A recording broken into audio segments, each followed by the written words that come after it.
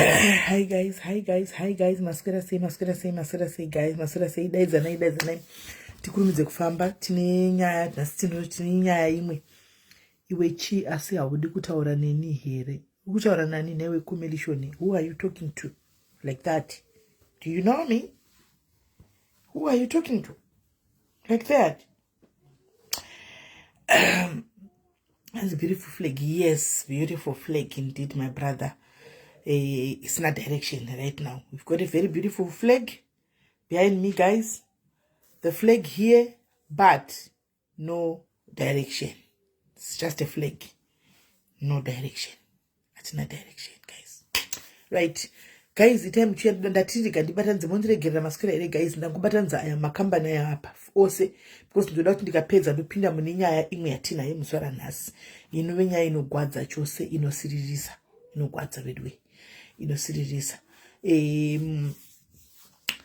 guys ka zvakaoma but anyway ndo zviri kuitika regai titange nekutaura ndichiti bedwe ka mutoona kuti kwatiri kuenda zvinhu zvedu zvakamira sei tirimo aluta kondinyuwa guys aluta kondinyuwa the next 5 years muri kungozvionera hamudzigwi ndakambokudzai before ndikati make your exit plan guys itai maplans. Yes, Brenda, itai maplans ekuona kuti zvoita sei zvoita sei kuti mukwanise kuti muraramise mhuri dzenyu nokuti zvokucharamba tichataura asi taura uchita plan because ukataura usina plan wakamira panzvimbo unofane nzara ndo zvatovepeko zvinezvi unofane nzara saka iwewe vanhu vanga vakatarisira kuti tichazodai toenda kumba. I know quite many people who had actually planned kuti soon after the announcement of the result we are going home tonopinda musystem nevamwe tonotanga line nevamwe. That was actually good, but you saw the results and you saw what is happening. It's going to drag zvichadraga zvotora time, right? And we know kuti pavatogara madharaya havaburuki zvaiko zvino. We all know that, guys. Tingaita nharo tikadini as long as takangonyara zvatakaita izvi tingori peaceful zvatakaita izvi avaburuki vachari vakagarapo. Saka chokwadi chiripo ndechekuti we need to, iwewe semunhu nemhuri yako tsvaga zvinotoita kuti ukuraramisa. Kana wanga uri kushanda wanga wakati ndicharizaina ndidzokera kumba uri muSouth Africa chitongowedzi taura mabhosi ako kuti ndichange ndiri pano for the next 5 years. Shanda mudikani. Kana uine exit plan yekuti kubuda wakananga kune dzimwe nyika itobuda mudikani. Musanyebego uchinzi kwai kudikana kuvharidzirwa kunyika. Hakuna nyika yomunhu mazhuwa, hakuna munhu ane nyika. Inda kana waona mukana rova pasi nokuti mamiriro zvaita nemazviona. Tatakataiwa vanhu vese havangaendi kunze kwenyika tosarawo zvikanakawo toenda kumba. Si zvazvaita iko zvinoka, that would be very selfish yekuti munhu ude kuvharidzira munhu kuti vaende kune dzimwe nyika. Zvinhu zvakaomera munhu wese. Handitika instead of talking too much kusoro kutukana tiri pasocial media tiri kutukana tiri kungosora chinyombana because in the next 5 years yekushaya plan. Hapana plan. Hani muri kuona hatina plan. Iwe semunhu you have your own plan. Create your own plan kuti woita sei. Animona, create your own plan kuti woita sei. Kumuka makuseni kumukira toxic, woswerera toxic, wovatira toxic, wakawanda mughost azvisi kuzokupa chikafu kana chii. Vamunenge muchitaura vava muchiswerera vatori busy kuronga ma-exit plan eupenyu hwavo. Iwo uchingoswerera kuti ndichaswerera kuti ndoda kuona kuti ndasikazodii. Guys, vazhinji vacho vanenge vachikulidhaika vatori kune dzimwe nyika kudiaspora ndo vanenge vachikulidhai senge vari kuAfrica uko muchilidhwa kuti mutuke vanhu muchiita se ivo vari right vari kudiaspora nechekare vari kumabasa kwavo. Saka wake up, mutsa please, wake up. Vazhinji vari kutungamirira vakapfeka maghosti aya vatori kudzinyika dziri kunze kokuti anenge atodzoka kushift kwake uya wotanga kutoita machibvisa stress dzake aripo because kune loneliness. Animaona achitonagwa pachikutungamira iwe nekusaziva noudununu uri muAfrica umu unoswerera kutotsvaga 10 rand kana kutsvaga $1 rekuti uinde painternet uinde kunotukana navanhu avo vamwe vachita life yavo. Wake up, stop being used. Musashandiswe yangu yekuti zvino zvitsvage mari muchitsvaga kuzviraramira. Vari kujoni chako kunorwadza kugara guys South Africa because hauziye uchibuda kuti ndichidzoka upenyu hwangu ndodzoka zvandabuda makuseni ndichioneka muri ndinodzoka ika kuti handidzoki. Unogona kutongoenda usina chawakanganisa usina wakanganisira munhu wongonzi pawo dombatedzwa mucrossfire wotosvitwa nefuti iyo inzvimbo yefuti hanimaona unogona muka makuseni chitooneka muri kuti ndichamboenda ndodzoka handitiona wonzi ba nemataxi eSouth Africa anomhanya zvisina direction kana vari mapika avo havatarisi kuti ndiani ari kumberi kwemotikari hanimaona kuSouth Africa kunonoita zvinhu zvakasiyana siyana zvokuti uri right nemota yako uri parobhoti anongobva uko kwaabva uko akasvuta dombo rake akakunanga iwe uri parobhoti osvika uchingotuziwa hanimaona saka South Africa vanhu variko vanochengetwa naMwari kuchengetwa nenyasha. Hence I always tell you kuti varume veSouth Africa manzvadzi dzenu dei zvaigona handitika nokuti muri kuona macases zvaari kuita kuSouth Africa uko dei zvaigona maimbomwira madoro aya pamba kana zvaigona invite your friends paweekend handika have time uyai vadikani tinodero kubva na2 kusvika na6 munhu wese uparira oenda kumba kwake.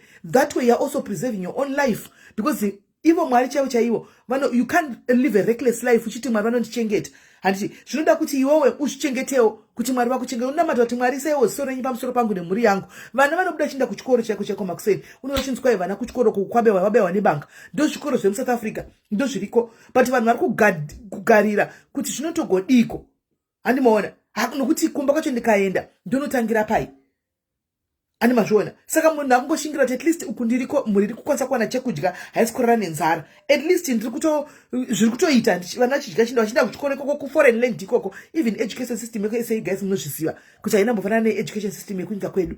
Yekwedu is the best but zvazviri right now munhu anongosacrifice kuti ndinongozivawo vana ipapa handimaona as long as vachidya vasinga nokuti kokuinda hapana handimaona. Ende izvozvi maSouth Africans anenge achipengawo nekusaidi handimaona achipengawo nekusaidi kuti ngavabve vadzokere kunyika kwavo handika kubva hako hatichabvi nokuti president wenyu ari kutida munyika make wakamanya kuita congratulation ndiye akatotanga. Saka tichange tichingonetsana nemi tirimo munyika imomo kubva hedu hatibvi.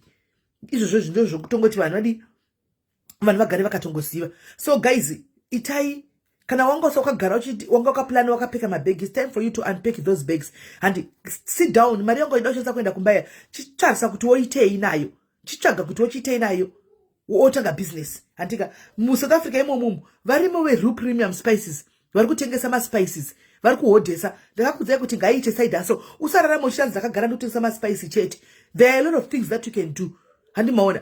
Tengesa maspice uchitengesa uchino uchimhanyawo wakadai uchita mapisi job ako mari handiti mari inokwana asi inombosangana zvokuti somehow you can do something noupenyu hwako. Inosangana zvokuti kumusha kumastendi uku kuri kubuda mastendi kumareserva ndokwakuda kuvakwa guys. Regai ndikudzai chokwadi isingaputsi ukama kune vakanga vasati vatenga dzimba mumastendi mumatown vakavaka zvokwadi opportunity iko zvinoka it's a waste of time and resources and money kunotenga stendi kuHarare hani muri kunzwa kana kuBulawayo kana kuGweru instead yekuti utenge zvako stendi kuri kubuda kumareserva eHarare kumareserva eGweru kuri kuvaka kuri kudevelopa handimaona kuri kudevelopa and life iko kwenenge iri less expensive handiona because uzvati ndakatovakira nangu mareserva you take your house yekusenteni auri kuda wonoiisa kukwanhema kana kuti muzhavani mauri kuda kana kuti kungave kupi hamene kumareserva emudhuze mutoko kana kuti kupi you make your dream come true kureserva ikoko hanoona woisa mugodhi wako kana kuti woisa chibhorani chako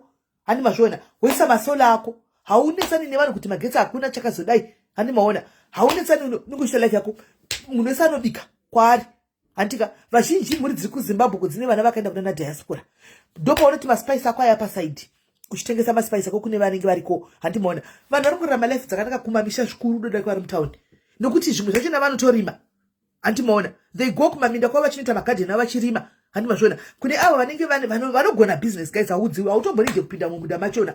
Kune vanogona kuronga you don't need to go kumunda iwewe nokuti hauzvigoni isina handigoni kubata badza asi ndamboenda kumunda asi ndinogona chisa brain dzangu kuti ndorima sei ndichirimisa ndichitorima kuita murimi mukuru asi ndisina mbopinda mumunda. Pfungwa dzako chete apa uchitotengesawo futi maspice ziwaya handimaona uchitengesawo maspice zvichitoenda zvakadaro nokuti maitiro azviri kuita guys nemi muri kuona hamudzigwi kwakungovhurana pfungwa uku nekushurudzana maziso handimazviona.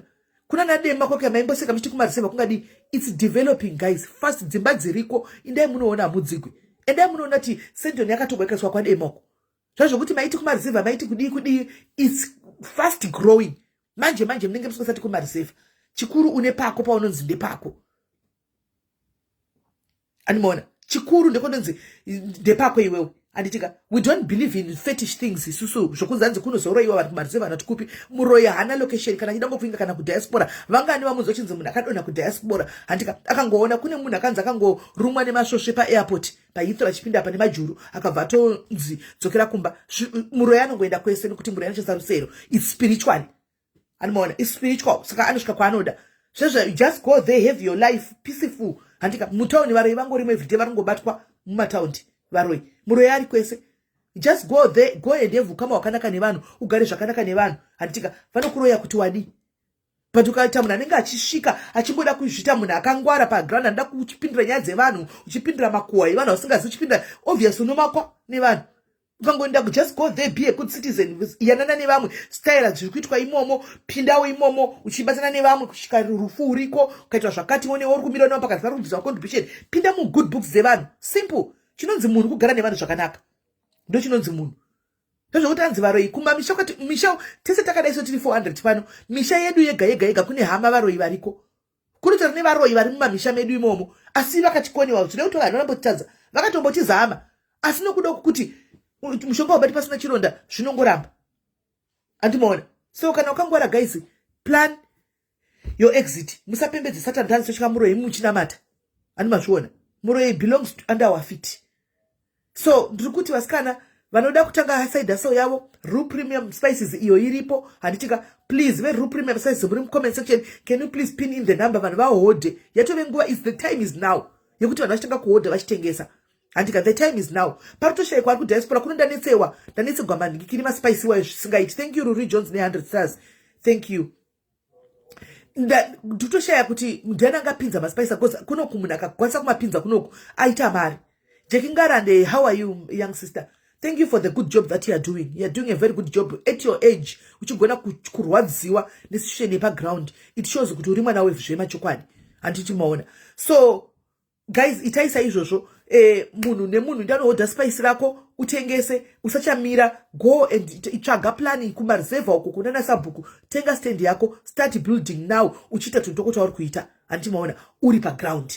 Zvekuti chatarisira kuti maybe takungonamata kuti Mwari imi ndimi makati andizivi, munoona zvese zviri kumusoro zvatisingaoni, munoziva zvatisingazivi. Kana nguva yenyu ichinge yakwana Mwari mochitenyu kuda kwenyu. Nokuti chokwadi chiripo ndechekuti tatina simba. We have tried everything guys. Tinovhota, tinobirigwa, tinoita chino, tinonyaradzwa, tinoita chino, tinorambidzwa kana kuti kuitwe ma campaigns. Handiwaona zvese we have tried. We cannot blame any CCC party here guys. You have seen vachitenwa away vachizamata ma campaigns vodzingwa konzi vai vodini, but dzimwe party dzichingoita.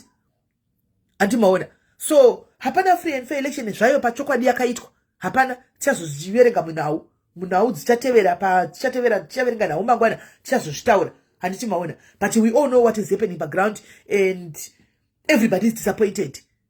Anditika. So maspices please vemaspice tokumbira mukande number please. Ndikuda kutofamba nembhora ndichimove on ndichinda kumberi. Vemaspice kana muri comment section please tikandirewo number please. Teda vanhu vakachangamuka ngatitichangamuka naika yatove nguva yekuchangamusana pachedu guys. Takutochangamukanisana pachedu. Handika zvekuswero tukana, zvekuswero nyombana, zvekuswero dini. Iye zvino haisisiri nguva izvozvo. Unodla vana kuenda zvokutamba. Unodla vana. Muka uchifunga ndoita sei. Social media ngaive yekuya kuzotsvaga ma-ideas kuti ndorarama sei. Handi muri kunzwa.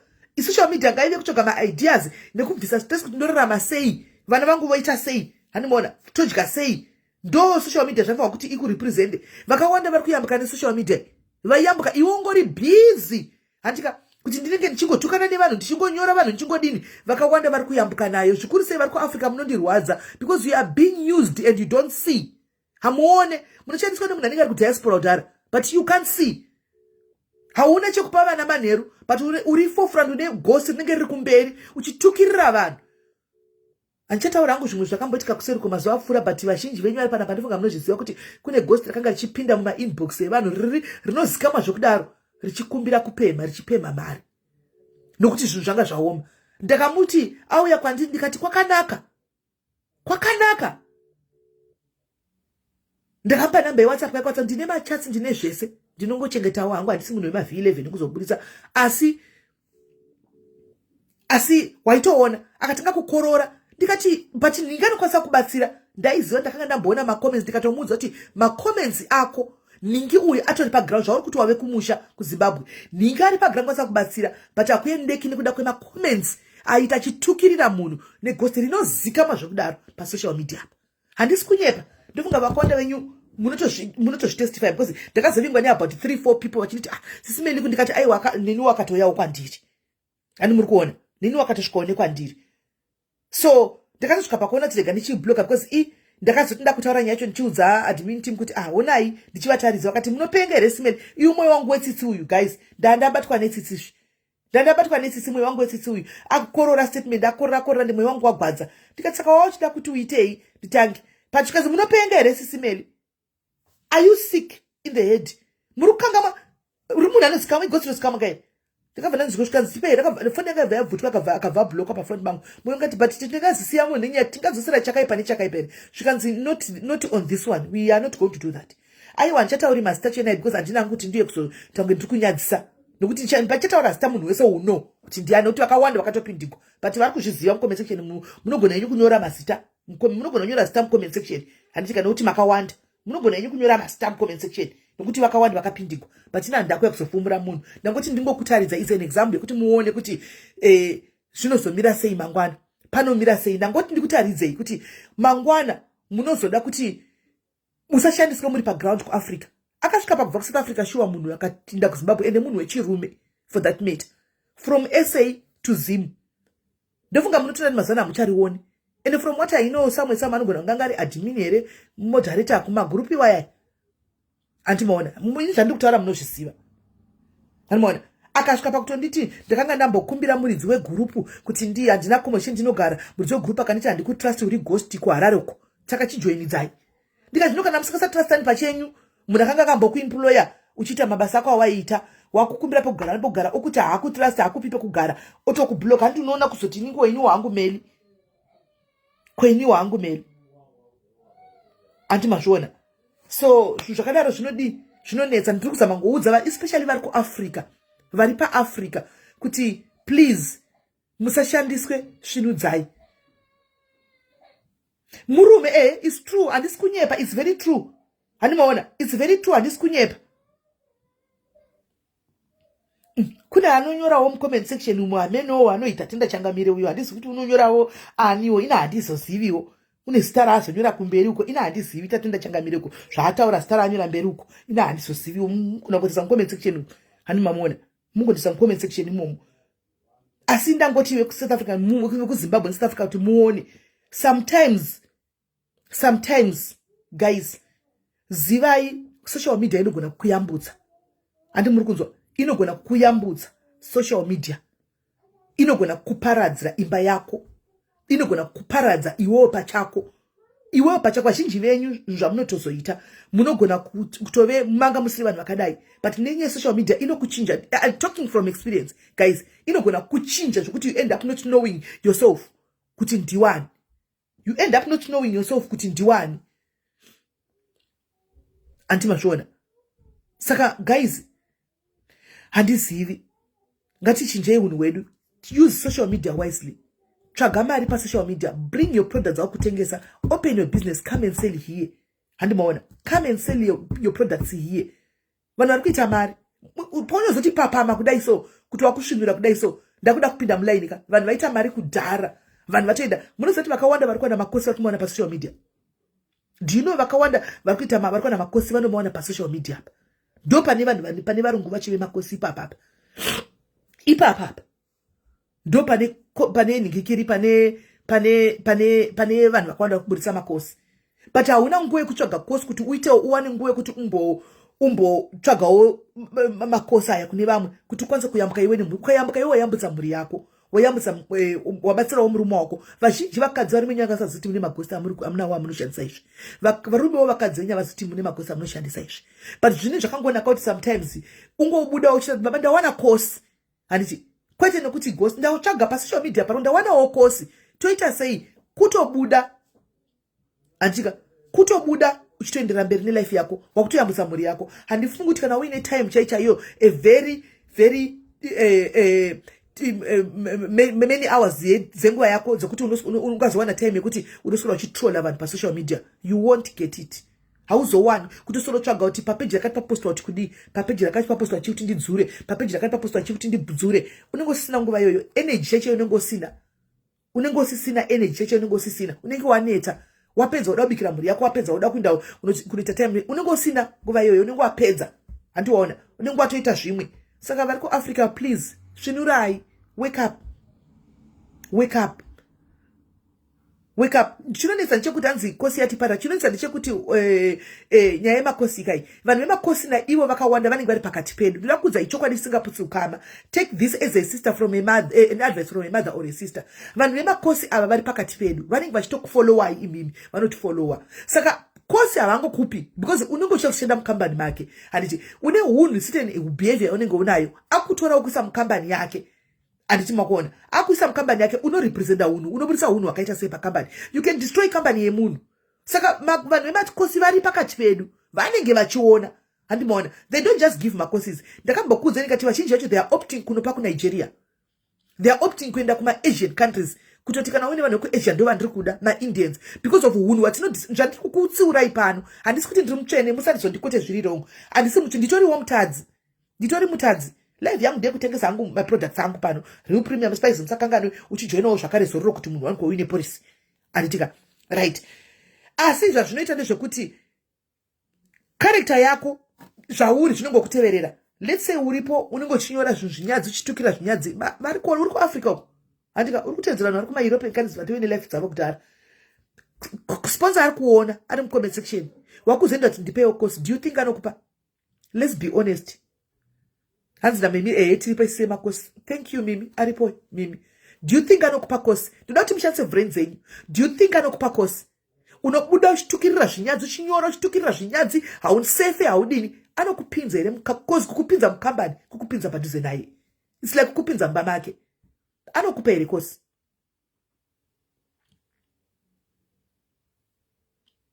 Anokupa here kosi.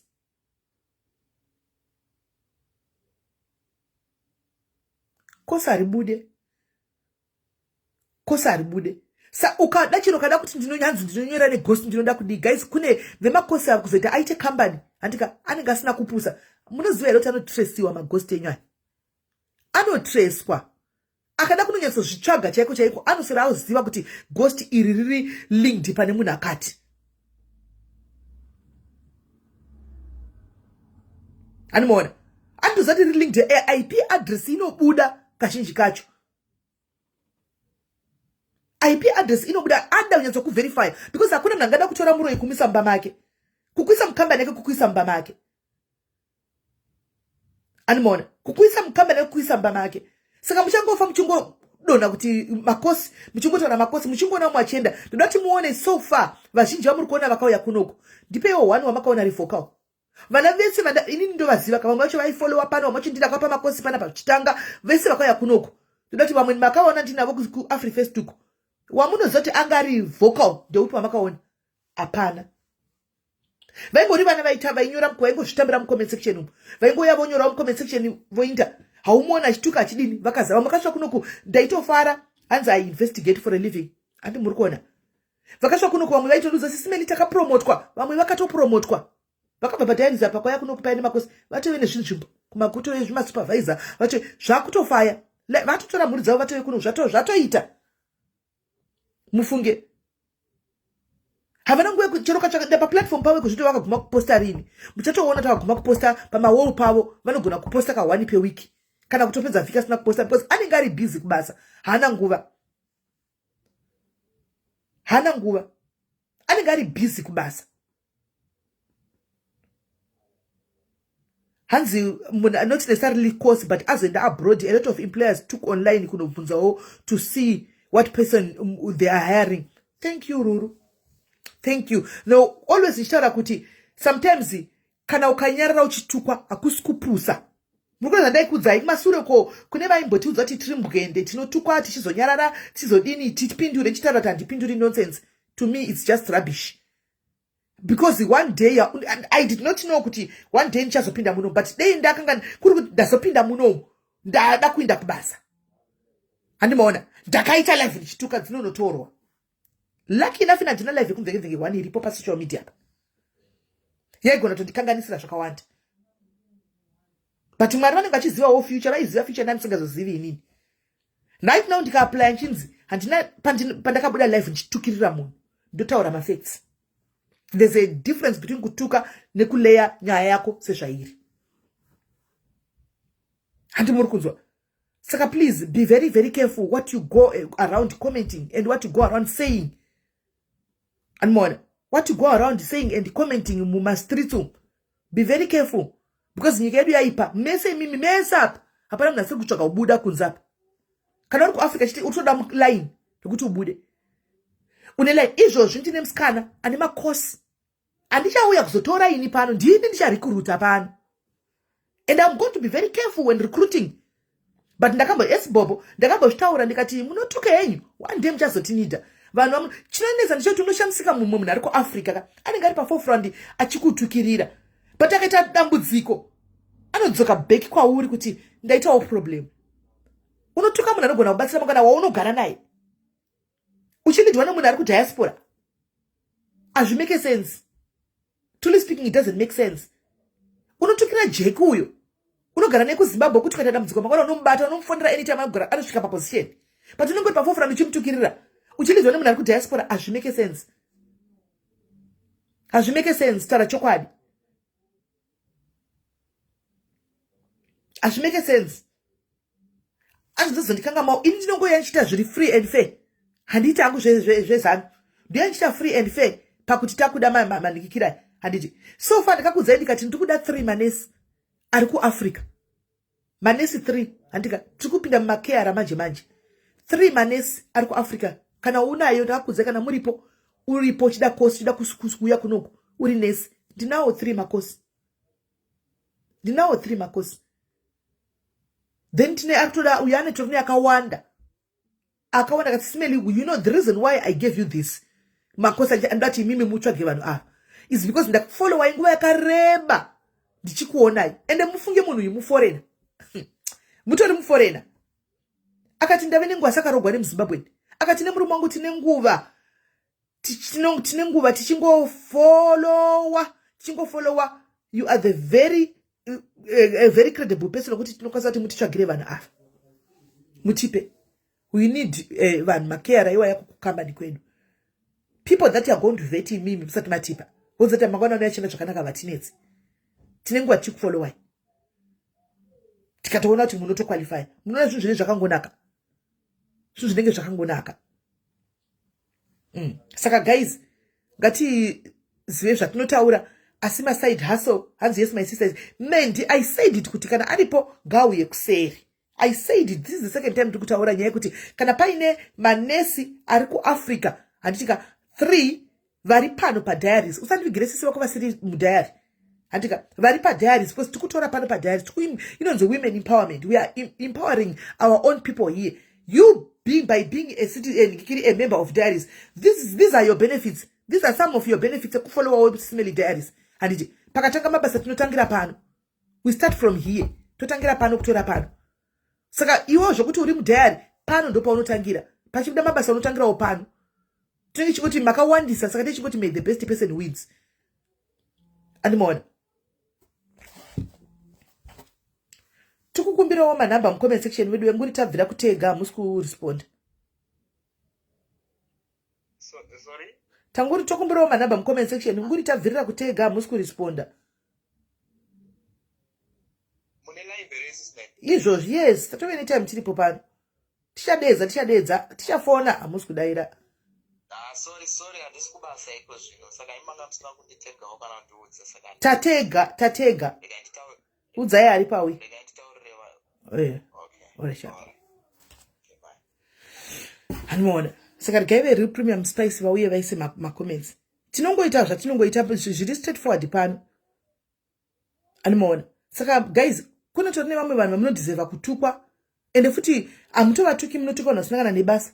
Vasina kana nebasa vanotozomira nemi panguva yezvakaoma tichitofambidzana nemi. Ndimo vanhu vanenge muchituka. Anyway, no one deserves kutukwa though.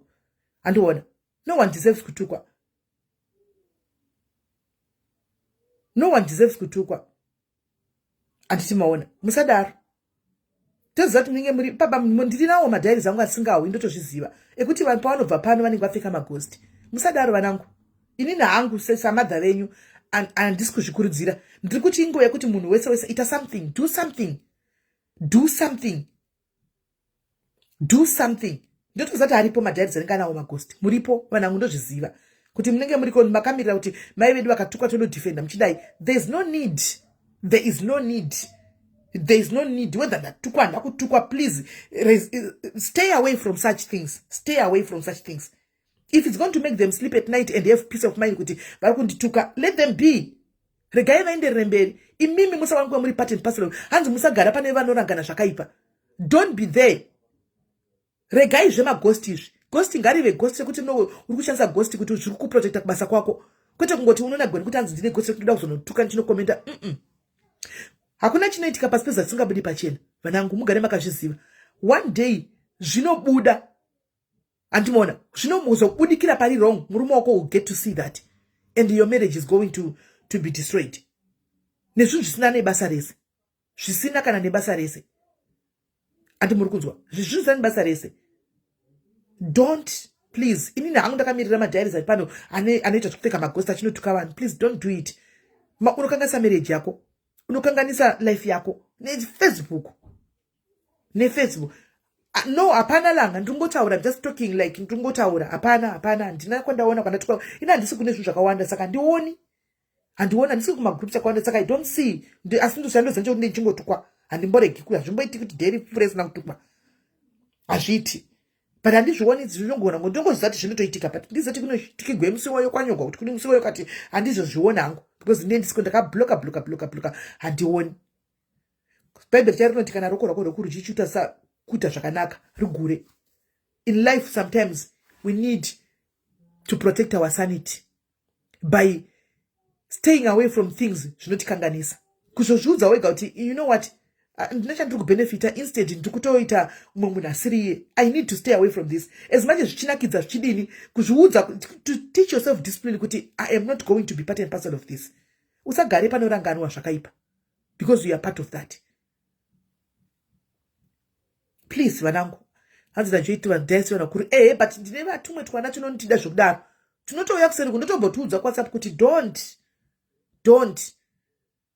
don't be it ndiani kana kuti ndiani. Dzidza kuti zvigumwe zvako sangotaipe kutuka. Sangotaipe kutuka vanhu. Ndokana ndichivaudza kuseriku. Animaona. Saka guys, real premium spices vari kuda nhamba regai dzikandwe. Make it as your side hustle. Anditika zvatatove ne5 years aluta continue 5 years of selling real premium spices takaenda anditika tavamirira vanenge vasvika manje tave kukumbirawo nhamba real premium tanguri tamira tikukumbirawo nhamba tanguri tagara tichikutegai mamusingaoni tiisirewo nhamba vanhu vari kuda kutora nhamba kuti vaodhe maspices because taakutongomhanya nekutongotsvaga zvinotiraramisa semhuri. Hapana change iripo, hapana chakadaro, hapana takungoda hedu nhamba kuti vanhu vakwanise kutenga maspices vakwanise kuhodha vachienda kumberi. Tisirewo nhamba please. Tiri kudawo nhamba, takamirira nhamba, tipine nhamba, tipinde pane chikamu chinotevera. Tinondoswera takagara pane hedu nhasi. Tiri kune dzimwe nyika hatina zvokuita panguva ino takagara but takagarawo kudai so kune dzimwe nyika tine zvatiri kutoitawo kurongera mburi dzedu. Tine zvatichitoitawo kutorongerawo vana vaya. Anomaona vana vaya. Ndosaka ndikurudzirawo munhu wese kuti wana chekuti uite. Wana chekuti uite. I can see you please. Tokumbirawo mupine manhamba. Tokumbirawo mupine manhamba please. Pinai nhamba. Tipinirewo nhamba.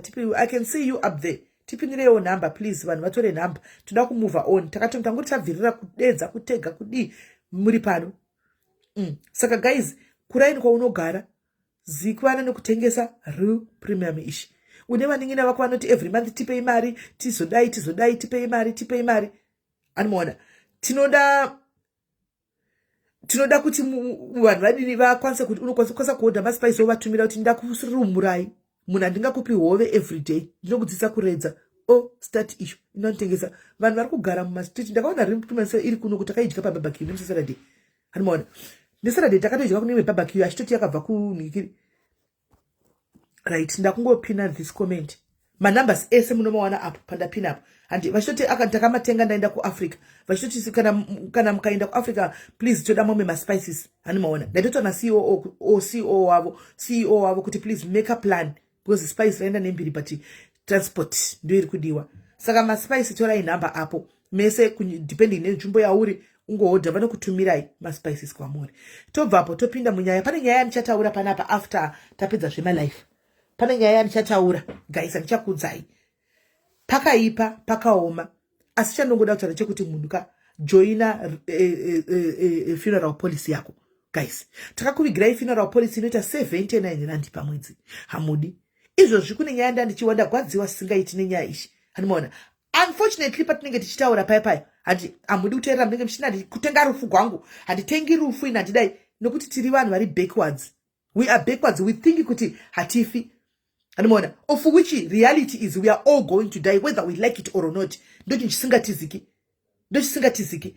Hanzi neu antifini kutenga rufu ndopenga zvinzira munyama wei varungu vanogadzira future yavo vari vapenyu vanotoziva kuti nzvimbo area ishi area yefamily yedu apavigwi munhu akafa anotoziva kuti guva rangu ritori ipapa.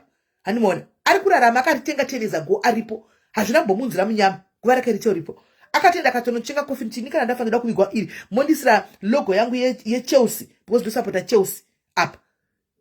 Vakarongeka kunoku ndakatozviona macoffin ato akatongogara kuti gore rachafa iroro. Hanimaona. Ndo kunonzi kurongeka. Haunetse vanhu uchida kuti GoFundMe. Haunetse vanhu uchida kukumbira masende kuti vanhu vaunganze mari ndinde kunovigwa 79 rand watovigwa. Kana yalapsa wakutotanga panyuwani Philipa wotoya patotanga kutokutangidza futi panyuwani handi iko zvino vezororo tapinda kwese mu UK takapenetra tirimo, Australia takapinda, Dubai tiriko, Canada tiriko, America tiriko. Thank you very much kune vakanzwa ndichitaura team America iri kujoina zvekudaro, team Dubai yapindira, team Australia yapindira, UK andichatauri andika torai mapolisi kuyu kana uri kunokunda na UK chero ku Australia chero kupi policy ichiri uyoyo kana kuno kuvachibhadhira 13 pounds pamwedzi. Inongokalkuta turi kunyika ipi mari kunyika koko imari iri equivalent 13 pounds ndo mari inongobhadhara, but you are covered. Dubai kwauri koko ku Dubai kwauri koko wherever you are iwe ukafa iwe uzati sinongo yachikutora kwauri koko sinongo kutora iwe hati une policy yako you are there in our system. Wafika ku Dubai iwewe madetails ako yese wajoina tinenge tina wanditi anenge ari stored muningikiri mu system.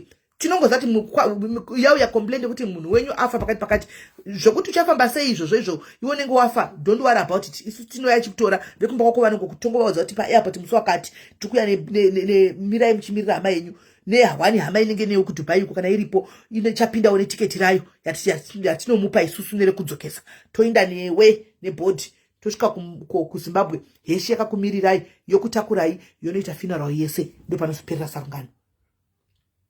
Saka uri kunze kwe yes Africa, that's what I'm saying. Munhu uri nyika ya uri iyoyo unobhadhara uri ikoko, nyika ya uri iwewe unobhadhara izvi thanks to technology kwava nema systems uri kwauri ikoko kunyika ya uri unobhadhara uri ikoko and it shows pa system.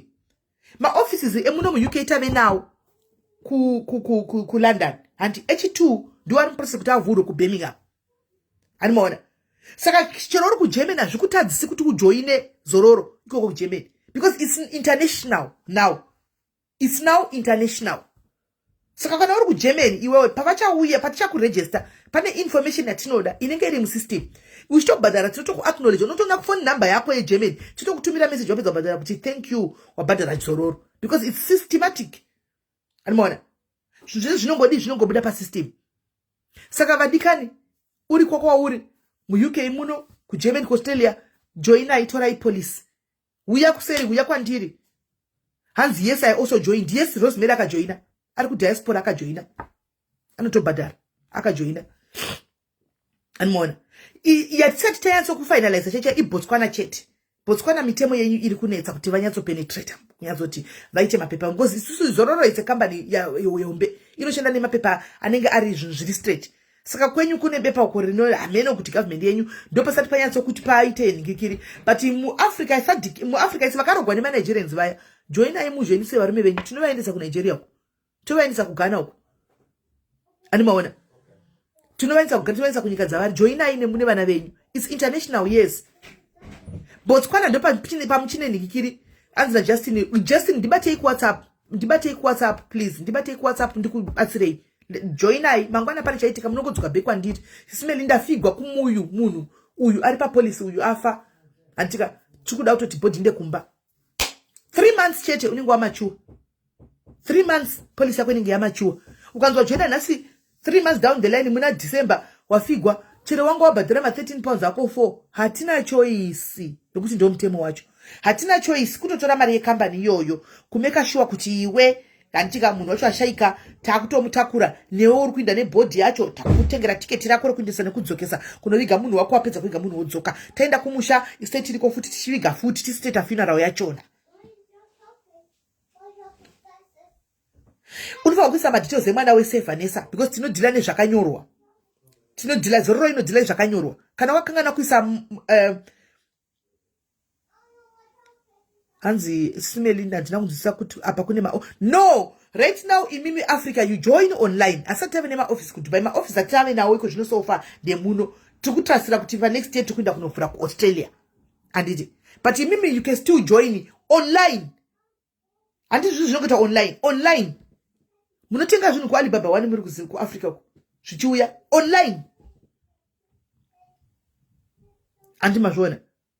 Hanzi ndiku SA kana uri ku SA uri ku UK uri ku America uri ku Canada uri ku uchida kujoina anditika ndibatei WhatsApp yangu namba yangu munayo guys, WhatsApp namba yangu munayo ndibatei anditika kana vasina namba regaindi chimbobvisa matora kana namba zeru premium spices ndipine namba dzangu matora ere namba zeru premium spices apa matora ere rub namba idzi because ndakuda kuti ndise namba wo dzangu kuitira vari kuda kutora ndikikiri vari kuda kujoina vanouya moya ndokujoinisai.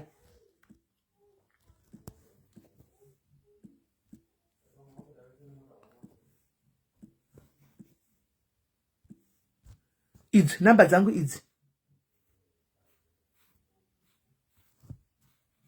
Dzandipiko namba.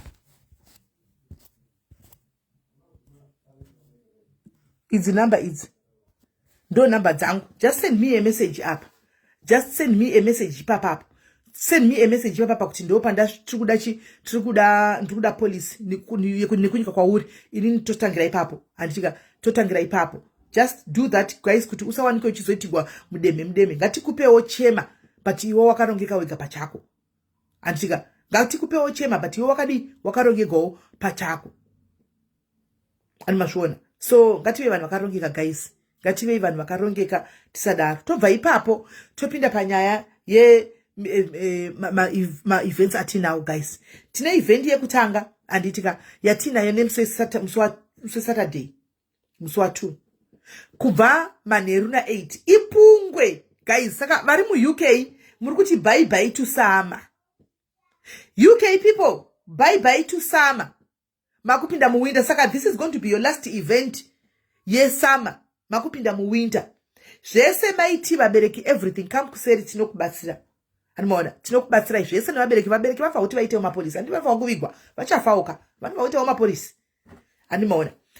So ndiyo inenge kupedzisira. Saka ndo musi wekuti tifare pekupedzisira hanzi dzisi kubuda namba dziripo. Waisa code here Kenyas unoisa code +2764 ukaona isingabudi unodzima foni yako restart inobuda refresha foni yako inobva yabuda animona.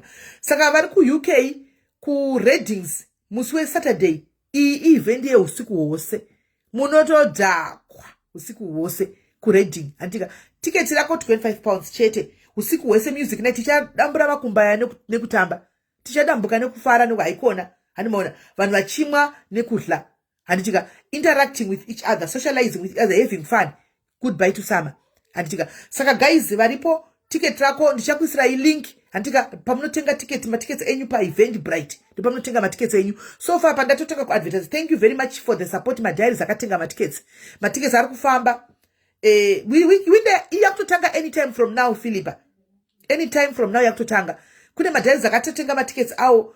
Saka team London, team Luton, team ikoko kwameno team munoitichi inothi ichi yamene koko kwa muruko. Matickets 25 pounds ticket rako tosangana ikoko tichifara usiku hwose tozobudamo kuseni handitika wesandi wosvika wosura wakavata wozoenda kushifti kwako nemandi handitika goodbye nokuti muri kutoziva kuti mimi kuzosangana zvakare gore rinouya maybe amen. Muziva kuti mosangana gore rinouya musama zvakare kana kuti chi handizivi.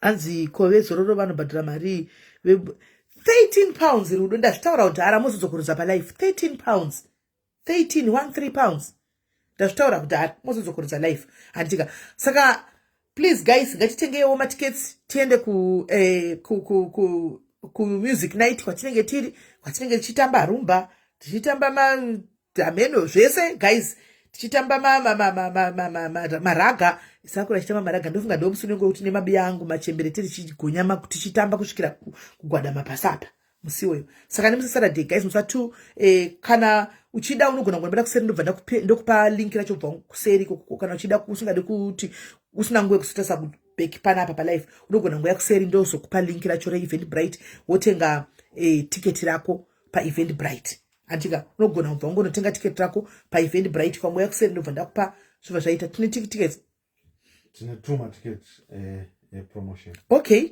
wow. Saka guys kana uri kudhuza neningikiri nereadings tine 2 tickets to give away here. We've got 2 tickets to give away so that you get to come to stay tese guys. Tinenge takatogara tese chimwa tose tirimo mukati momo. Kana uri ko uchikwanisa kuya I'm just going to give 2 andika vanokwanisa kuya ku this show yemusi Saturday andika so you'll have saved 25 pounds. Kana uripo first come first save chingogara watonyora kuti ndini. Nai Philippa mubvunzo ngabvunzwa pavanhu herewo yokuti kwamuri muri kushanda here. Hausi mubvunzo ngabvunzwa pavanhu munin'ino wangu azvibvunzwe.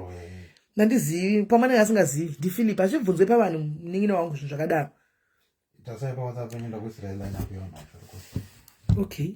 Saka ndine line up yevanhu vanenge varipo. To those who loves mapiano guys, zvekudaro vanofarira mapiano ndo musi wenyu uyu ndo date renyu ndo musi wenyu wokufara. Usho. Yo.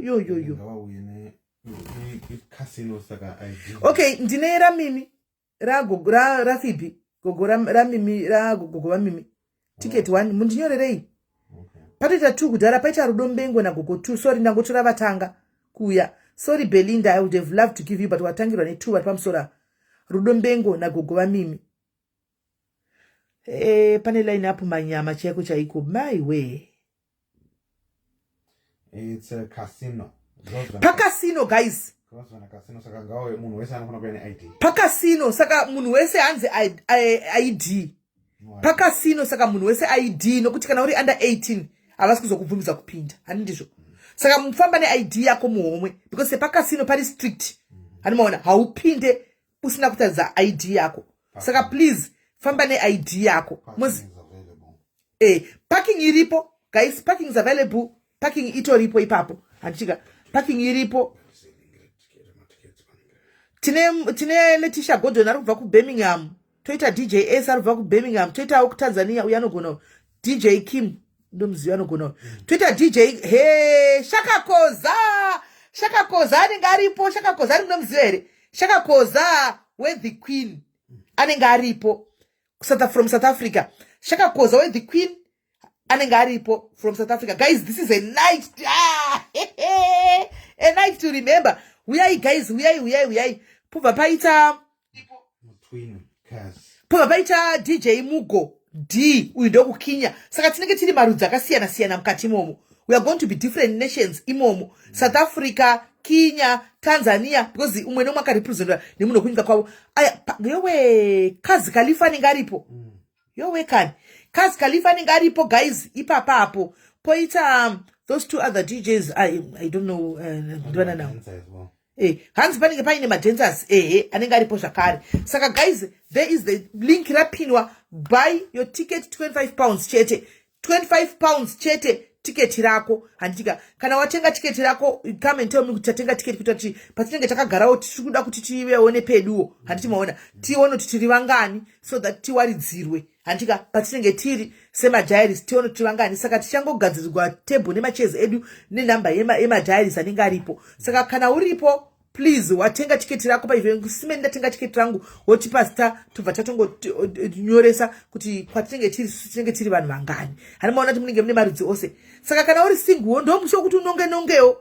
Kana uri mudiaspora uri single uri mu UK uri single panenge pane mana ijimbi panenge pane makanyeni vanhu vekukinya, panenge pane vanhu veku Jamaica kupi, uya unonge bhero rinenge rakavhugwa uku, bhero rinenge rakavhugwa, kune wakavhugwa bhero, saka uya unonge hauzoshayiwo chimukinya chako, hadiona hauzoshayiwo chinhu chako chekuchimbu chako cheku-Uganda kana kuti ku-Uganda kuko amene kune dzimwe nyika ko, hauzoshayi, anomaona, hauzoshayi. Saka guys, musazoya makapfeka hiri, manzwa, event dzakafana idzi hadzipfekwe ma-heels, hani muri kunzwa, unopfeka comfortable shoes, dancing shoes dziri comfortable, because pacharohwa bum jive, pachatambiwa, mapiano tichatotamba kusvikira zvaita, kusvikira makuseni kwaedza na 3 ndo panopera event, inopera na 3. Aiwa nanonga Kenyas, iyo nachatononga uchanonga 5 inopera na 5 am, wanzi inopera na pungwe inopera na 5 am. Hanzi varume vevanhu, aiwa isati zvisi zvokuti varume vevanhu tinoziva kuti masingu anenge arimo, havangamboiti varume vevanhu pasi rose, nai munosakarora kumasinguru anenge aripo, masinguru anenge aripo. Saka uyai muhodhebhero team UK, handitika uyai muhodhebhero tinenge tiripo, right? Tobva ipapo toenda kwaJa Praiser. Ja Praiser anenge ari kuSouth Africa musi wa30 September, right? Musi wa30 September anenge aripo free. Yes Bobo, yes. Ja Praiser anenge ariko kuSouth Africa kuCosmo City musi wa30 September. Inenge iri barbecue, handika kureva kuti family show. Anditi vanhu vanenge variko nemhuri dzavo kubva makuseni muchipinda na 12 nemhuri dzenyu, chikafu chinenge chakati ti. Matebhus emastores anotengesa vanenge vakazara vari mukati imomo vachitengesa. Handiti ndisati ndazivi kuti vanhu vanga vachitengesa matebhus ndofunga vakati matebhus akatotengeswa akapera. I'm sure so. Vemakambani varikuda kunomaketawo, kana uchiripo vazhinji vakatopinda kamaketa, uyai mundibate ndikudirected to the relevant person ukuthi muindeone kambani yenyu munotengesa, because panenge pakazara vanhu. Kune VIP, kune VVIP, kune kuchaunga uku. Zvinodhipenda nemari yako kuti unoda kuenda kupi. Handitika so zvandiri kuda kuita panapa, ndinoda kupa vanhu tickets, 4 tickets that I'm going to give away. Handitika for show yemusi wa30 September kwaJa Praiser. Handitika asi mubvunzo yangu yandichakupai anenge awina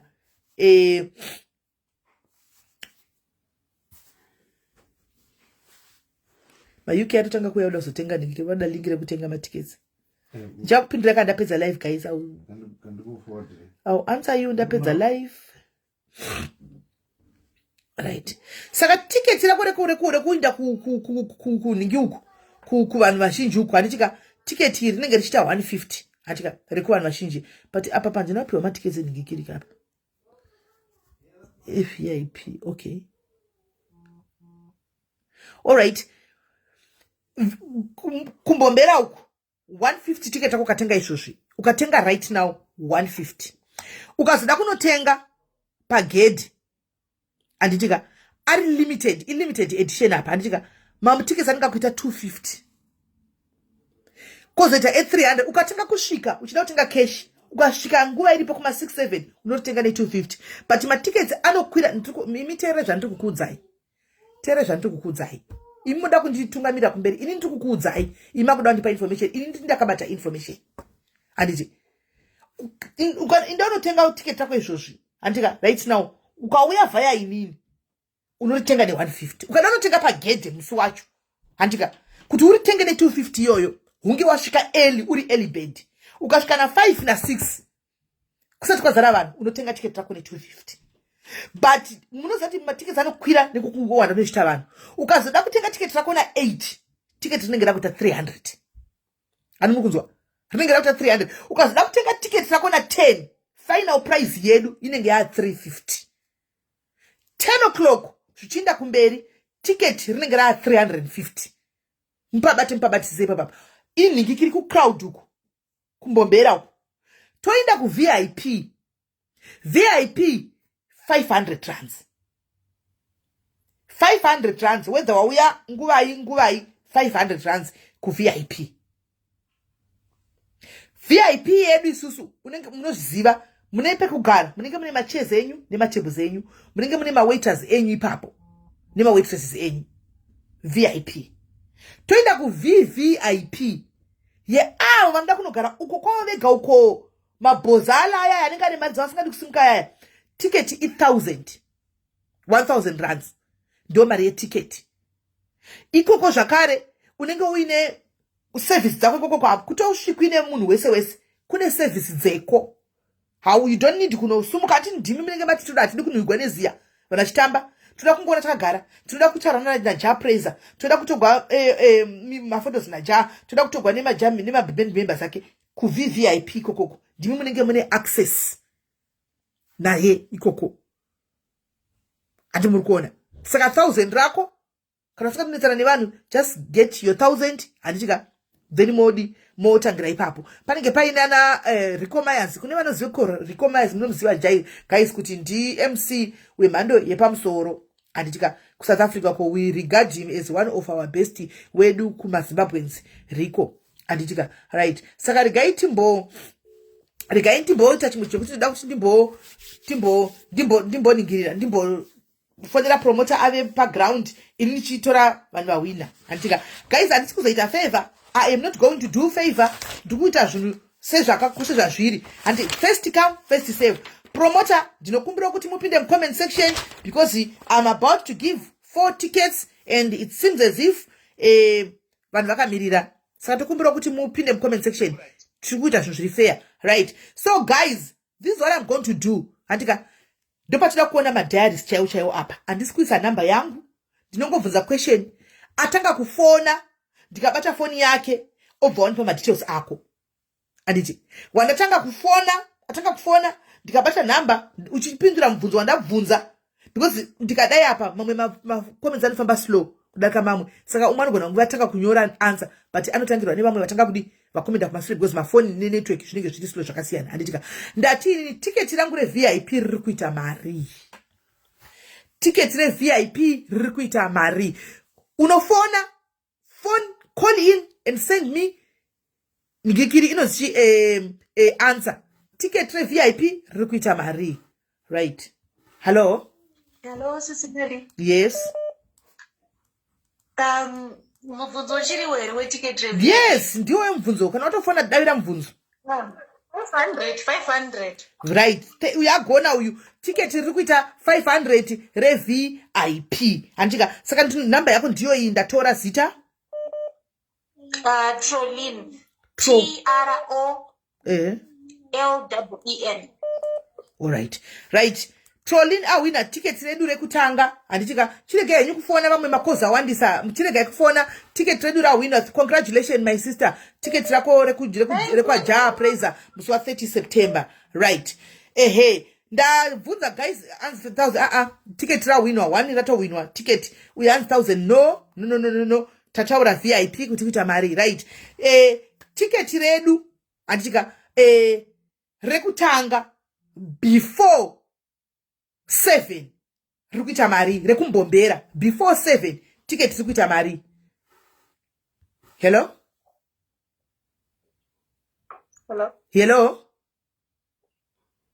Yes, it's me. Yes, go straight to the answer. Takamirira. My ticket is but 500. No, wrong answer. Wrong answer. Achiri kumasure. Guys, famba ituone. Ticket redu rinoita mari rekutanga before. Hello SIS MELLY. Yes. Rinoita 150. No, wrong answer.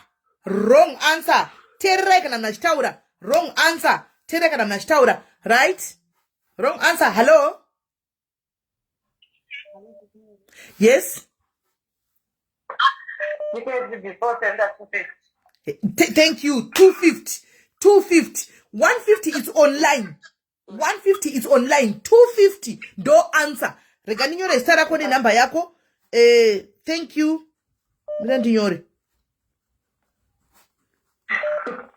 Ndaunyora namba yako.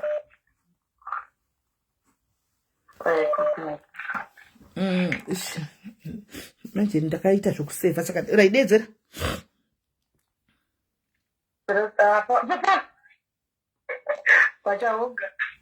No right. Ndakaisa phone panzeve taura. 0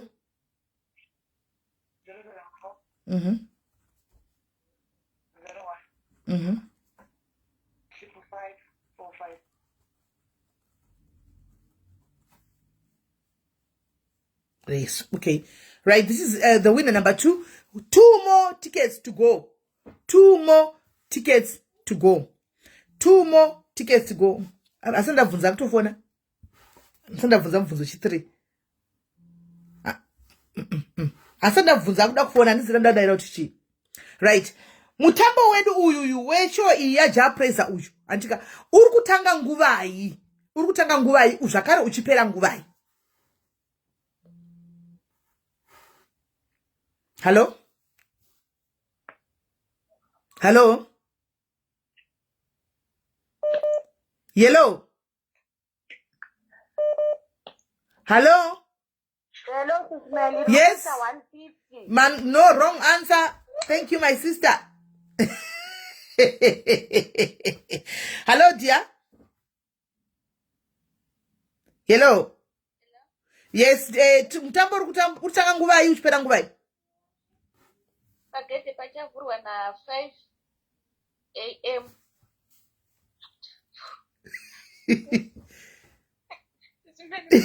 Taura. Taura? Up 8. No, wrong answer. Wakundikana, wrong answer. Donako. Wakundikana, my sister, that's a wrong answer.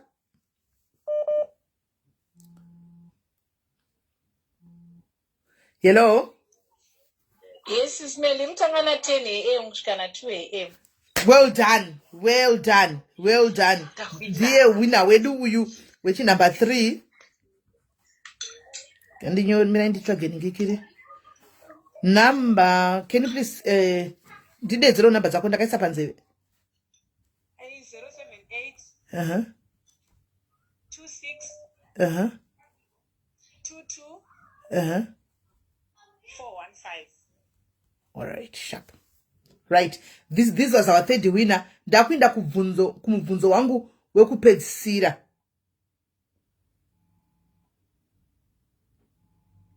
Right. Kuneva kaonawo. Anditika. All right. Flyer. Ndoda kuti mundu dzo zita revenue. Ndo last ticket ready. Zita revenue. Zita revenue. Venue iri panonzi pachi, iri kupi venue. Where is the venue? Where is the venue? Don't last ticket ready. Hello? Venue. Of course, my city, yes, venue, papi.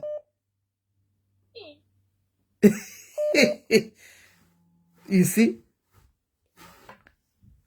Hello, dear? No.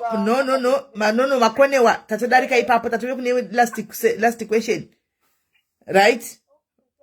Manonoka, my sister, Manonoka. Right? Tipeo, stare venue no zichi.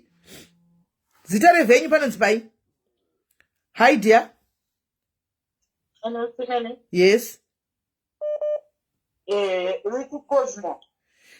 Zitare venue panonzi pai.